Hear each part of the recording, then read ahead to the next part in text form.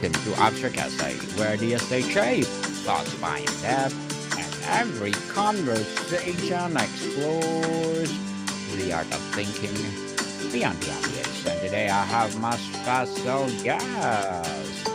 She's the author of the debut book, Last Radiance, no other than Miss Karen Malpede. Welcome, Miss Karen. And can you please introduce more about yourself that I Thank you. missed? Thank you, Daniel. It's a pleasure to be with you. Yes, I can say more about myself. I'm a playwright, the author, director of 22 plays, most of which are published. I ran a theater for 35 years with my partner, George Bartenieff, who was a very great actor and producer, also director. And he died in July 30th, 2022. This book, Last Radiance, was written uh, I started it almost immediately after George died. I knew that I had to write it while he was dying, and I should say that George died in my arms at home, as he and I wanted, with no medical people present, no medical intervention. The last week of his life, he was visited by many of our collaborators in the theater, and although he could no longer speak, he was alert and his eyes were sparkling, and we retold many stories of our adventures together while he listened. Um, so, in part, the book is a book about, it says, radical lives, bright deaths. Bright deaths, how to die well, but radical lives, how to live well. And the people I profile in this book, um, most particularly, but many, many people, Julian Beck, who is the co founder of the Living Theater, major experimental theater in the world, and Barbara Deming, who is a well known lesbian feminist activist. I introduced the two of them when they both had serious, well, terminal cancer. And they communicated with one another and with me, of course. And they each chose a way to live until the very end. And they left a loving community behind them, um, which included many people whose names you might know. I'll just mention Allen Ginsberg, Noam Chomsky in our case, and many other thought leaders, I would say. Uh, so then the heart of the book is George's story, both his life and his death. George was a hidden child in Nazi Germany, and I was working with Robert J. Lifton, who just died this past week, a major thinker about the Holocaust and other about Hiroshima. He wrote a book about survivors of Hiroshima. Um, he was a major thinker about trauma and recovery, and I was part of his institute. So I was reading a book of his called The Nazi Doctors, and George said to me, "Why are you always reading all that Holocaust stuff?" And I said, "Well, you're a Holocaust survivor." And that began what became one of the more interesting quests of the last part of George's life, the last 20 years, 22 years of his life, partly unpacking his early history in Nazi Germany. And I can speak more about that, but I'm going to stop right here and let you. Miss And Karen Malpede, thank you so much for sharing your knowledge and wisdom to the world. Hoping for more and more empowering books like this to come. The meaning of Last Radiance and the title is evocative and poignant. What does Last Radiance refer to within the context of the play? last radiance. I'm sorry. Yeah, Is last it radiance Is it a refers. f- is it a fading hope, a final act of beauty, of enduring human spirit in the face of darkness? I talk a lot about how these people, many people in the book, but especially Julian and George, radiated a kind of warmth and light from the whole time they lived. Both of them were uh, beloved by a wide circle of theater people, younger people whose work they supported. Um, and Barbara, too, was beloved by a wide circle of mainly of women. She was a lesbian feminist, and she founded a commune in Florida that still exists for women. Um, all three of these people had and Barbara was also a freedom rider. She spent a month in jail in the South because she was on a freedom bus during the uh, integration uh, for civil rights movement. Um, these people, because of the way they lived, uh, radiated light. And as they became closer to the end of their lives, um, they radiated more light and they kept working up until virtually the very end of their life. And they kept inspiring the rest of us. So, Last Radiance is the kind of glow, the kind of light that comes from people who've lived well, uh, have given a lot to others, are beloved, and have a great deal of talent that they can use up until the very end of their life. Miss Karen, can you introduce us the central character? What is the profound emotional or psychological journey they undertake throughout the Sure, play? sure. It's a book, actually. It's not a play, although I am a playwright. This is a memoir. Um, so George Bartenieff, who, as I said, who was a very great actor and producer in New York City, we met when he was in my play Us, for which he won an Obie Award for acting. And we founded a theater together shortly after that. I was the playwright, he was the main actor, producer. I wrote plays with him in mind, parts for him. Um, and as I said, he was a hidden child in Nazi Germany. And one day, he asked me why I was interested in the Holocaust. And I said, "Well, you're a Holocaust survivor." He said, "No, I'm not." And then he began to realize that although he was a child, he had experienced a lot of the terror of Nazi Germany. He was born 10 days before Hitler was elected, and he left Germany at the age of 6. His parents left him behind in Germany with his older brother. They came to the United States. So George and Igor were living on an estate owned by his great aunt. And also on the estate was a Nazi who ran a chemical company for the Nazis. He didn't make Zyklon B gas, but he made aluminum alloy for fighter jets. So George was, as a little boy, left without his parents on an estate with a Nazi living with him. And that fear that he experienced, and fear of betrayal, fear of being left, fear of Nazi Germany, was buried very deep inside him, i.e., he had forgotten it until he began to realize that's true. He was a little boy in Nazi Germany, and he wanted to piece together that story and what it meant for him. And that occupied a great deal of our time. We adapted and he performed The Diaries of Victor Klemperer, which is a diary written by a Jewish man in Dresden, an illegal diary.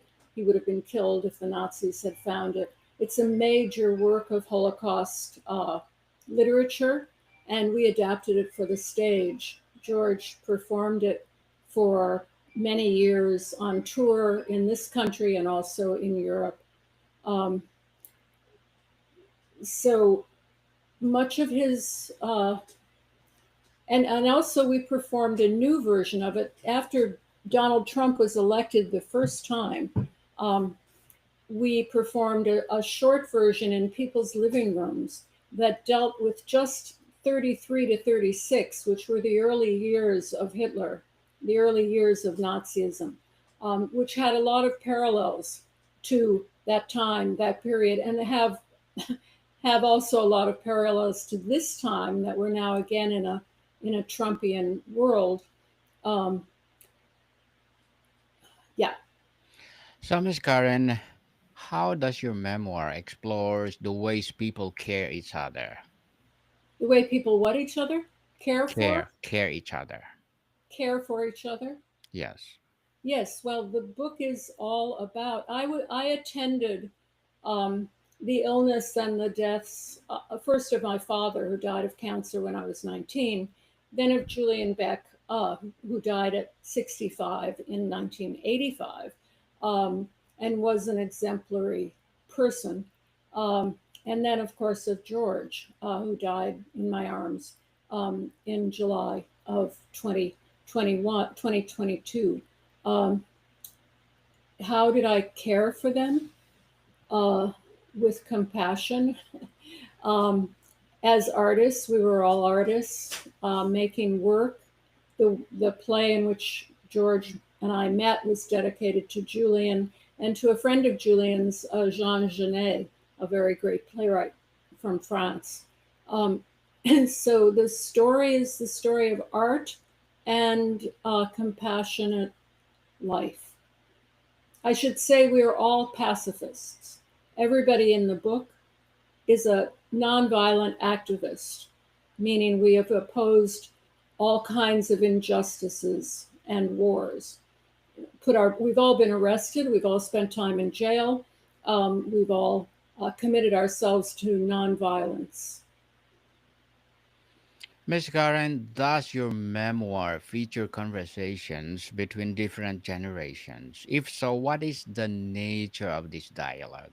My memoir features conversations. It also features original work from Julian, from Barbara, and from George. So unpublished or long out of print work is in the memoir. So the memoir is sort of a conversation between me and the works of these people. But of course, there are conversations that we share.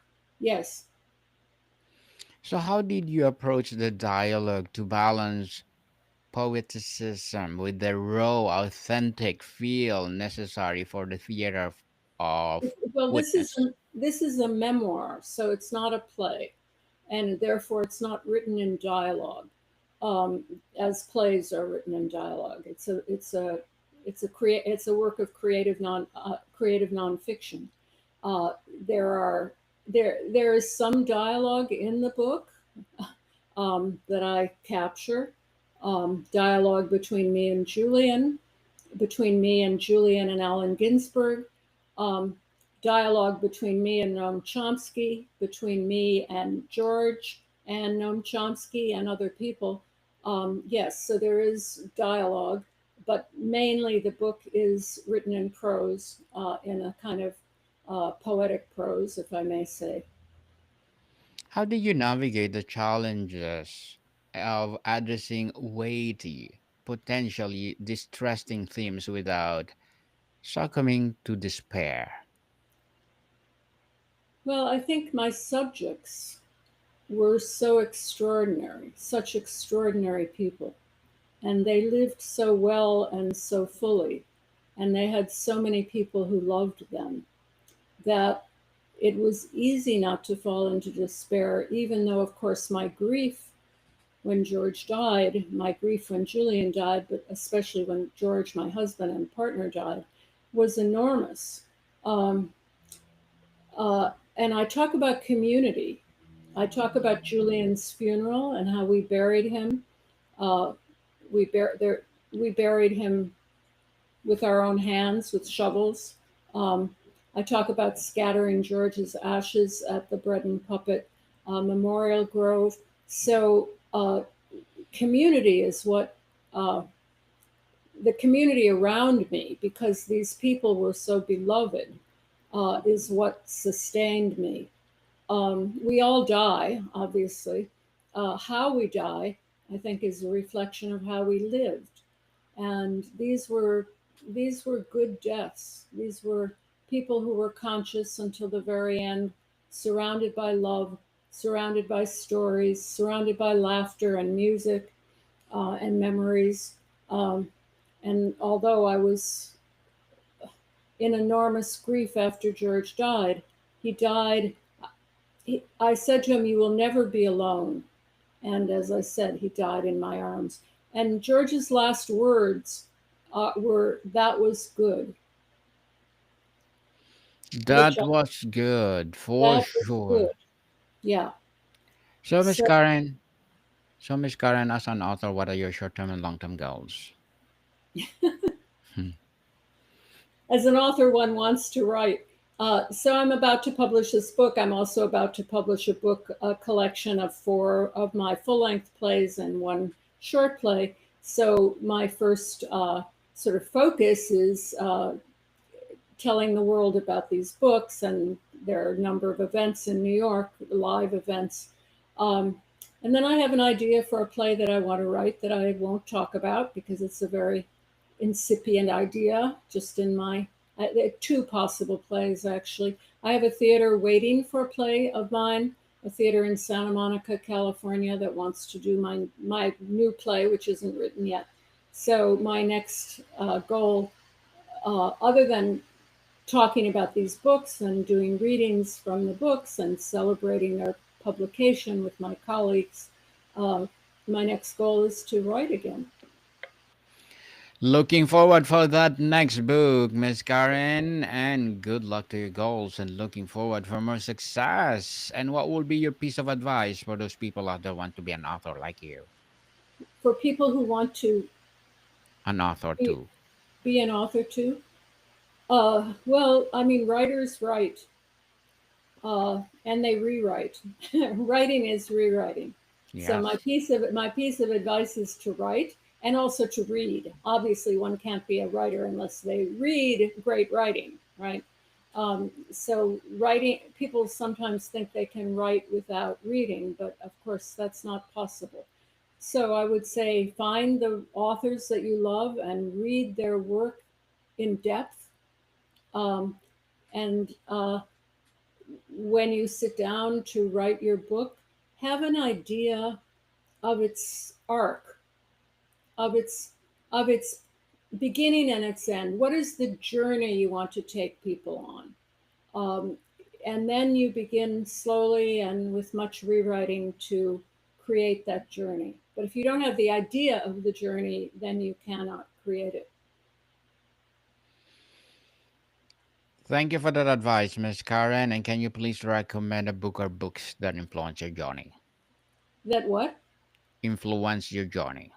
Oh, okay. So right now I'm reading the brand new biography of James Baldwin. I've read most of James Baldwin's work, fiction and nonfiction, and the biography just was published to some acclaim.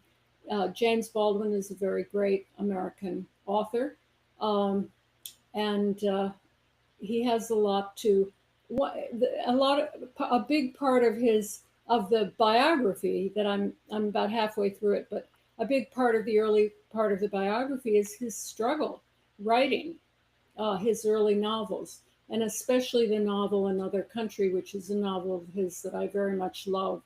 It's a novel about black and white, gay and straight lovers, um, and their community, and it took him over 10 years to write it. Um, so it's interesting to follow that story. It was inspired because a good friend of his uh, jumped off the George Washington Bridge and killed himself. And the first 100 pages of the novel are the story of this black musician, a fictionalized account of the black musician. And you don't normally kill off your major character at the after 100 pages of your novel, but he did. And the rest of the novel is about the people who were left behind, especially the sister of the musician, and their love affairs. And it's called Another Country because uh, he talks about um, gay love affairs and interracial love affairs, uh, love affairs between black people and a black man and a white woman, and a black woman and a white man, and the difficulty of loving across these kind of artificial boundaries that we put up, um, especially when he was alive. Um, uh, so he had an idea, he had an arc, and he wrote a really wonderful novel. I had an idea with Lost Radiance that I wanted to look. You know, 1 in 3 people have cancer in the United States, which means that nobody is free of cancer. You either have cancer, or your partner has cancer, or your father or mother have cancer, or your friends have cancer. So we're living in an epidemic of cancer. I wanted to look at how people have lived and died with cancer without being victims of it, but maintaining their control over their own lives and their own creative energies. Miss Karen, how does your memoir Last Radiance serve as your personal and artistic response to the world as you see it? Well, that is the point, isn't it? As I said before, everybody I profile in the book was a nonviolent activist as well as an artist, which means we all created our and I create our own art, and we all have been uh, active in marching against wars, sitting in, being arrested, all nonviolently, all for the sake of uh, peace and equality in the world. So, Last Radiance, Radical Lives.